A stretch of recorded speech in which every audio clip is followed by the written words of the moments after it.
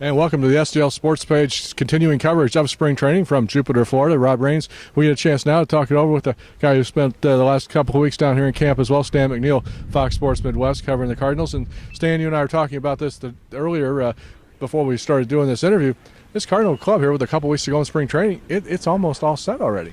Yeah, I mean, to me, we kind of came into spring training with it like that, and really nothing has happened to change that. I mean, we had the injury. They've had the injury to Jaime. Jason Mott seems to be coming along. I don't think he'll be on the opening day roster, but other than that, it's maybe the last guy in the bullpen is about all they're down to deciding. Well, they still, of course, have to figure out if it's going to be Joe Kelly or Carlos Martinez in the fifth starter spot. But I think, opposed to when we started camp, I don't think anybody's thinking Carlos Martinez is going to be back in Memphis. No, I mean, I think one of those guys is going to have the eighth inning and one of them is going to be the fifth starter. And really, if you base that on the way they've pitched in spring training, I would say Carlos has an edge over their first three starts. But from what Mike has said, there could be some more to go into that, just in terms of what the guys did last year, what they might want, and really it might come down to, do they just think the eighth inning is more important than the number 5 starter? So that is going to be an interesting decision no matter which way they go. But then again, no matter which way they go, both of them are going to be on the roster. A couple of new guys that you're going to see in the Cardinal lineup this year. Your impressions of Colton Wong and Peter Borges? Colton Wong, man, that's one guy who started out slow and really was wearing it hard, but the last 10 days or so, he's looked like he belongs up here and has hit the ball very well. Johnny Peralta is another guy who is batting. I think he might be coming into today. He was like the only regular who wasn't hitting 300,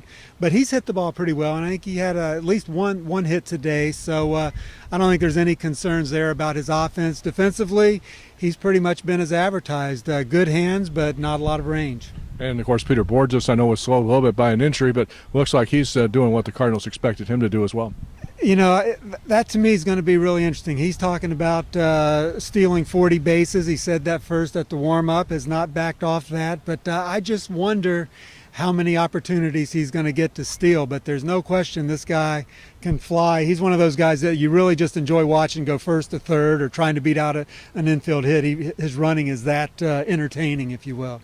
Stan McNeal, you can read his coverage of the Cardinals on FoxSportsMidwest.com after you, of course, check out the StLSportsPage.com's coverage. But, another question, of course, that we talked about coming into this camp was who's going to hit second in this lineup. I don't know that we've got a definitive answer on that. We'll get that worked out in the next couple of weeks. You and I have talked about both thinking Yadier Molina would be a guy who could do it, but it doesn't seem like they're going to go that direction. If you had to bet today on opening day in Cincinnati, March 31st, who will it be?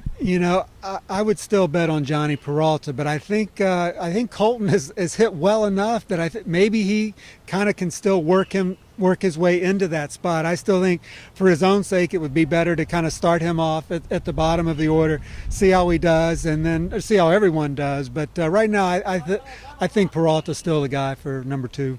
And I guess finally, if there's one guy who's made an impression in this camp that likely is not going to be on the opening day roster, it has to be Stephen Piscotty.